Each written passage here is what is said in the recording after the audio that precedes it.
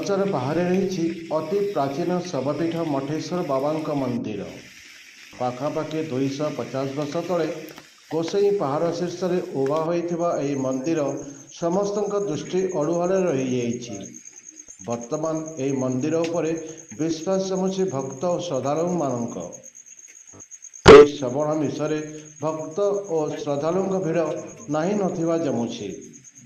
जमीनग्रा block खरसामाल पंचायतर गोसाई पहाड़ में उभा होती शिवलिंग नारायण प्रधान नामक जनेक व्यक्ति को स्वप्नादेश पर बाबा पूजार्चना आरंभ होती किंतु यह मंदिर को सीधा सड़क कौन रास्ता नहीं।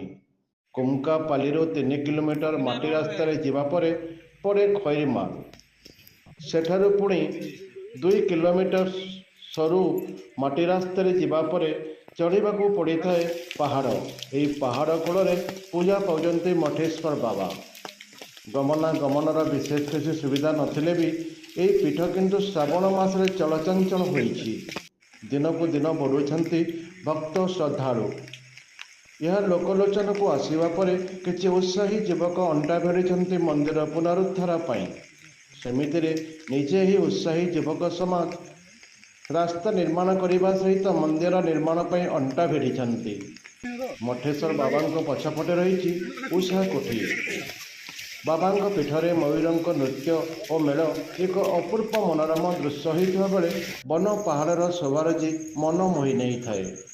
एपरिक राजा राजुड़ा शासन समय रही सुरंग गुंफा एठारे देखा मिली। मठेश्वर बाबा डाहाण को रही राजा राजुड़ा समय रत्न भंडार। यही शवपीठ प्रति लोकों रही अगाध विश्वास। ग्राम्य उन्नयन पंचायतराज और पानीय जल विभाग मंत्री रवि नारायण नायकों कोचिला निर्वाचन मंडल में यह आसुथिबारु मंत्री मत पीठ दर्शन कर मंदिर निर्माण करने को कथा देइछन्ति। वास्तव में पीठर वैशिष्ट्य और विशेषत्व गुरुत्व देले यह मंदिर होगा एक विशेष शवपीठ। प्राकृतिक वनराजी और संपद भरपूर मनोनीय प्रकृति कूल बाबा अवस्थान एक लोभनीय पर्यटन क्षेत्र मान्यता दाबी करुछि। राज्य और केंद्र सरकार ए दिगरे गुरुत्व दे यार विकास में आगे आसिले सामाजिक आध्यात्मिक आर्थिक प्रकृति दिगरे पीठ पारदर्शिता प्रतिपादित हो पारिबो। संबलपुर राजाराम षडंग रिपोर्ट। गुंफेश्वरी गुंफा के आसीचु एटा कह जाउतला राजा महाराजा मानक समय रे एमने तांकर विभिन्न प्रकार काम करथिले एवं राजा महाराजा माने आसिक रहउतले एवं पेटा करथिले एवं गुप्तधन रहिचे एवं ए गुप्तधन लगे विभिन्न समय विभिन्न लोक मान मते नजर पड़िचे। तो इस संपर्क रे आपण काना जानिचन एवं स्थानीय आदिवासी हिसाब रे एवं जने शिक्षित व्यक्ति हिसाब रे आपण इस संपर्क रे काना कहबे? एटा देखुन जेंडा कि वयोज्येष्ठ मानकनु वृद्ध मानकनु हम जेंडा सुनिछु इन राजा महाराजा मानकर जेंडा कि गंतिया जमीदार मानकर पुआ मान पाठ पढ़ुतले आइन जेन पाठ पढ़ुतले से माने जहाँ दान दौले से सब जतक इटा अच्छे इटा ताने जेनटा कि साइड रास्ता ऊपर भी तार मुख्य रास्ता अच्छे जेनटा कि तांकर जेन दान जेनटा कि सेतके बेला आगली तो सोना रूपा हीरा नीला मोती मार्क दौले से सब सन संचित हिसाब से अच्छे आउ इटा से समय जेन आपणकर जेन जेन ऋषि इन थिले जेनटा कि आम गोसाई बोलुछु गोसाई मठ बोलछु गोसाई तांकर ये अच्छु इन से निजे ताने खोदाई करी से सब भीतर ये करी सेन से संपत्ति सब ताने गुप्तधन सब अच्छे इताके बहुत लोग चोरी करवार लगे आइलेन किंतु आम जेन प्रत्यक्ष जेन मठेश्वर बाबा अच्छन तांकर ताने एतकी अच्छे प्रति ताने येटा जे महिमा अच्छे जे जेनटा कि कहीं आज पर्यंत माने एछन जाक इतार कहीं ताने छुई ना पारन। आमे इनो जतकी जन ताने से जन पाठ पढ़ुले शिक्षा करुले राजा महाराजा मान तांकर स्मृति गुड़ाक भी से भितर अच्छे आ इटा आम चाहूँ जदि सरकार चाहेबे बेले इटा के पुनरुद्धार करी मंदिर भी बहुत किसी उन्नति करा जाई पारबा। मोर घर होची कंटियाली बयस मते 85 वर्ष है मुई 40 वर्ष है पूजा करी आसुची। आगुरी जने गोसाई बाबा इन पूजा करुथिले से आ तार आगुरी पूजा करुथिले केते केते मुनि ऋषि माने सेटा तो मैं नहीं जानी किंतु मुई सुनी के 1856 साल इटा पूजा हेते आसुची। आगु बुढ़ा मैंने आमर इंठान भी आसिक पूजा पूजा भी करुले।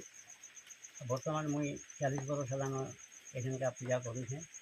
ଆଉ ଆଗରୁ ଲୋକ ବହୁତ କମ୍ ଆସୁଥିଲେ ଏଛେନକା ବହୁତ ଲୋକ ଆସି ବସିଲେ ଲୋକାଲୋଚନ के ସବୁ ଏତେ ଜାନି ପକାଲେ ଲୋକମାନେ ବୋଲିକିରି ଏଛେନ୍ ବହୁତ ଲୋକ ଆସୁଛନ୍ ଆସିକିରି ତାଙ୍କର ପ୍ରତିକାର ବିଧାନ ଗୁଡ଼ାକ ପୂଜାମାନ କରୁଛନ୍ ସାଧା ପୂଜା ବି ହେଉଛି ବଡ଼ ବଡ଼ ସମସ୍ୟା ବି ସମାଧାନ ହେଇପାରୁଛି ସମସ୍ତେ जुजुमुरा ब्लॉक बाहम पंचायत पशुपाली ग्राम बासिंदा अटे मठेश्वर बाबा मुझे शुणली गोटे भल जगह ऐतिहासिक स्थान टे 250 वर्ष पूर्वर अच्छे और से जगह के आए गोटे बहुत पर्वत उपर चढ़वार के पड़ूचे और से जगह चढ़ीगले बहुत मन शांति लगुच जेनटा भाविक आम आउचु सब जिन सफल हो ऋषि जन पूजा करते से आसिक लोक ଔଷଧ डाक्तखाना नहीं थी कहा भैजा खाना संक्रामक रोग बहुत परिमाण आग होता डाक्तखाना नहीं बाबा से चिकित्सा करते से ଔଷଧ पद्धति गुड़ाक मुझे किसी मते तेणु बही मुझे आविष्कार कर लोक मान दियाथुआ कर